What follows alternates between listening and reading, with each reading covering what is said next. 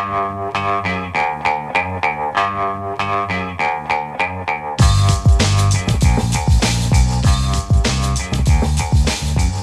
Lehrer on WNYC. So here's that text we just got a few minutes ago from a 15-year-old, or at least they say they're a 15-year-old, and maybe set up for a career as a writer, if this text is any indication. It says, I'm a 15-year-old, and the day before yesterday, I went on a walk on local trails by my house. As I was walking, light rain began to turn into soft flakes, and I reached a small farm where a local family has horses. My dog and I were able to feed the horses apple slices I'd brought and pet them, then walk back as the snow began to fall heavier. Waking up to the 20 inches of snowfall in our backyard was my golden retriever's heaven. How about that for some writing from a high school student, 15-year-old, whoever you are? Great job. You could say, Brian Lehrer shouted you out on the radio. Take that to school when they reopen, because it doesn't sound like you're in New York City, so your school is probably closed. One more guest and call in on the snow for today. Taylor Jung is an independent multimedia journalist who, among other things, is a digital reporter and producer for the news site Epicenter NYC. That site was launched in central Queens during COVID when Elmhurst and places around there were called the epicenter of the pandemic. Remember that? So Epicenter NYC, which reports very much at the neighborhood level in Queens and elsewhere around the city. Taylor Jung says she covers how government can work for New Yorkers, but her article on Epicenter yesterday wasn't just about government. It was called 6 Tips on How to Be a Good New York City Neighbor this blizzard. Taylor, thanks for joining us. Welcome to WNYC. Yes, well, thank you for that introduction. It's a beautiful way to describe the work that Epicenter does and kind of why we put that guide together. And listeners, for this call-in, we're inviting specifically anyone who lives, you can live anywhere, but tell us 2 things. How are conditions right now in your neighborhood? And what does your block or neighborhood need? Or most specifically, tell us a story of how you were nice to someone in the blizzard or how someone was nice to you. So we're right on Taylor's angle here. Tell us a story of how you were nice to someone in the blizzard or how someone was nice to you, or even a third person being nice to a fourth person and you happen to witness it and or hear about it. 212-433 WNYC, 212-433-9692. And let me go right to Brian in Crown Heights, who I think has a shout out. Brian, you're on WNYC. Hi.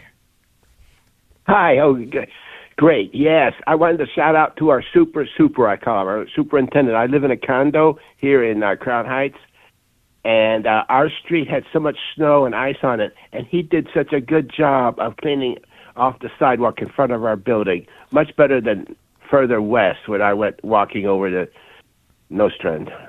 I just wanted to shout out to our superintendent, Willis. All right. Very good. Thank you very much. Another one in a text. We'll get back to that. Taylor, let's just go right down your 6 tips for being a good New York City neighbor in this blizzard. And number 1 is keep an eye out for vulnerable people. Have you seen or heard of people doing that? Just a little bit. I know one of the WNYC reporters touched on this earlier, but, it's been a rough winter and start to the winter with at least 20 people dying outside due to cold weather-related illnesses. And, if you see someone unhoused on the streets out in the cold and the snow, the most important thing you need to know is don't assume what they need or where they want to go. And that's based off of the reporting of our community reporter, Amber Castillo, who spoke to Jim Burke, a community organizer out in Queens. Just have something to offer, ask them a question, strike up a conversation, become a trusted neighbor. Just say, do you need someone? Do you need for us to call someone? Would you like to go to a warming center, offer something like warm food, new socks, anything that you feel like they might need? But again, just don't assume what they need. And here's another one of those texts. It says, in Springfield, New Jersey, our next-door neighbor used his snowblower to clear the sidewalk to the corner 2 houses away. And he cleared our driveway and the one next to it. Thank you. writes that listener to their neighbor. And that actually brings you to your tip for being a good neighbor in New York City. Number 2, Taylor, clear your sidewalks or get fined. Yes. Yeah, I wish we had more of those neighbors and superintendents around where I am in Bushwick, because I feel like people aren't really super great at shoveling. So really important is that once the snow clears, there's a certain timetable that the Department of Sanitation has when you need to, clear your sidewalks in front of your property. Won't run through that, but the snow is over, so the snow should be cleared outside in front of your building. Make sure that you clear a path that's not just the width of your shovel, which I feel like a few people haven't really heard of that one, but needs to be at least 4 feet wide. Just think of like strollers, people with crutches. I saw someone last snowstorm try to walk through like a very narrow path on a sidewalk with crutches, and obviously they couldn't do it. So just be mindful. And obviously, please take care of the curb cuts too if you're on a corner property. That's something that I think the last snowstorm people forgot about a little bit. But just make sure that, all the sidewalks in front of your property are clear, fire hydrants, unsheltered bus stops. Yeah, and so all of those details, including the width of the path, that was a good thing to mention. And you also have in your article the timeline. If the snow stopped between 7 a.m. and 5 p.m., as it did yesterday, must be clear within 4 hours. So anyone who hasn't done that yet, you are late in New York City and you might get fined. So here's a text that actually combines the two things, being nice to somebody and clear your sidewalks. Listener writes, my son is a New York City sanitation worker. He's been working 12-hour shifts, 12 to 12. Doesn't say which 12 to 12. But he lives on Staten Island. His garage is in Williamsburg. So during the last storm, he was unable to get home and ended up sleeping at the garage. So there, it's more of an implied shout out, even though it's to the writer's own son, 12-hour shifts as a sanitation worker and sleeping at the garage. But then the person writes, here's the kicker. He just received a $100 fine for not clearing his sidewalk in the allotted time.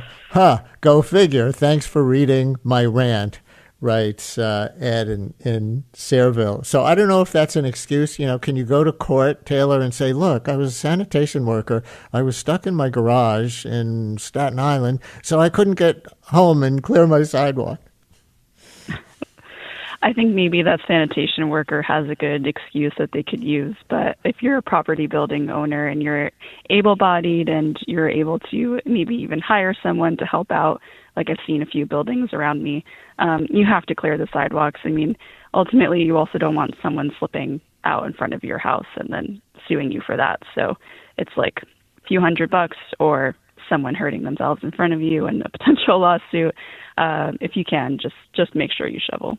Yeah, well, and here's a story like that, I think, from Helen in Flatbush. Hi, Helen, you're on WNYC. Turn your radio off.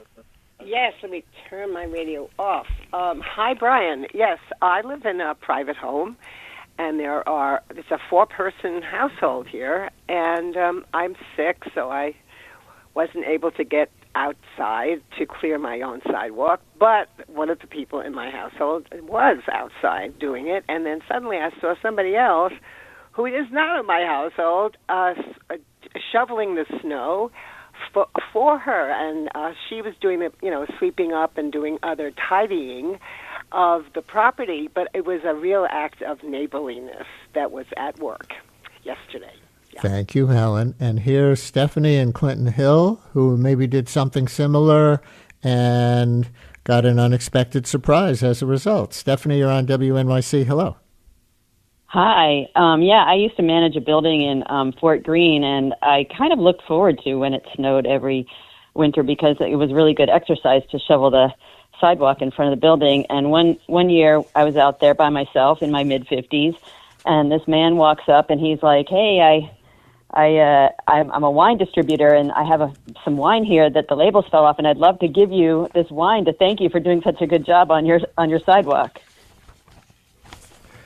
Very nice. You got gifted wine after being a good Samaritan, not necessarily looking for a reward. All right, your tip number 3, Taylor, for being a good neighbor during a blizzard in New York City. Support small businesses. Give us an example. Yeah, so the businesses that we cover and profile every week say it's really been a slow start to the year. I mean, every January is, but especially this year, there's been less foot traffic with the other snowstorm and people just, not going out to shop as much. So, one business that we've covered, like the Worldsboro Bookshop, they're doing a sale to help boost their business. And so we're just asking people to consider, supporting small businesses, shop small, ditch the big online retailers when you can. Maybe if you need a mani-pedi, go to your local nail salon. There's several Instagram posts I've seen from businesses around Brooklyn, at least, that, owners who have decided to close early on Sunday and shut down on Monday. Just this is a reminder that when they're closed, they're not making money. So just consider taking a walk and seeing who's open. And your tip number 4 includes the word tip. Tip delivery drivers well. Yep. That's good advice all the time. Yeah, well, the roads are going to be a mess for a while, even if they've been plowed. So there's just a few streets, at least by me, that feels a little bit unsafe for a scooter or an e-bike to go through. And just remember that your delivery driver is also driving through that. So they've already had to forego income, too, from the last storm. Delivery apps were shut down Sunday night to comply with the travel ban. So if you are ordering delivery, just consider tipping well if it's within your means, and especially do it in cash. And tip number 5 is really for people to protect themselves. Take it easy on your heart, especially if you're 45 plus, because shoveling snow. It's amazing how, I don't know if you have these stats. I saw one on some news site, but I don't have it in my head. But a surprising number of heart attack deaths every year in the United States in the snow. Were you aware of that? Yeah, if you're 45 plus or if you have heart conditions, you really need to be careful of how you shovel. I think this is becoming more online conversation in the last several months that I've seen, at least. It's not something I've heard of previously, but the cold makes you more prone to heart attacks from the blood vessels constricting. So they say to make sure that you push the snow and don't lift it over the level of where your heart is in your body, and take frequent breaks. And obviously, if you're feeling sick and lightheaded while you're shoveling, then just try to sit down and call 911 if you believe it's serious. But that's also just a reminder based off of what all the other callers have said too. Like, if you have an older neighbor or a less able-bodied neighbor, just knock on their door and ask if you can help them shovel. And one more text. Listener writes, thank you to the amazing sanitation worker who helped me shovel. He stopped his sanitation truck and asked, which one is my car? And when I pointed it out, he tilted the shovel and got rid of the snow on the side of my car, which would have required a lot of shoveling. Very grateful he did that. It helped a lot. And the final one, number 6 on your list of 6 tips on how to be a good New York City neighbor this blizzard. And boy, are we getting texts about this. Pick up your dog's poop, and you add, and maybe other dogs too. Seriously, your words. What is it about snow that makes people think the rules stopped applying to picking up dog poop? I really wish maybe there's funding out there for a psychology study to understand why people decided not to pick up their dog poop this past few weeks, because it feels like there's landmines everywhere. Like, walking on the streets is almost like the X Games between dodging all the melted piles of snow and dog poop. But, Gotham own reporting found that there were 1,000 dog waste complaints filed 311 by mid-February alone. So I think, at least I never reported what I was seeing on the streets. So there's probably way more dog poop piles out there in the world. But yeah, just, pick up after your dog. And I'm kind of curious if, you don't, maybe you can let us know why you haven't been picking it up. But our fearless founder, Mitra Krita, actually picks up other people's dog poop just to help clean up the streets. That's really incredibly kind. So that's why we included that line in the story. But just TLDR, please just pick up after your pet. Good one. Taylor Jung from Epicenter NYC. Thanks a lot. Thanks so much.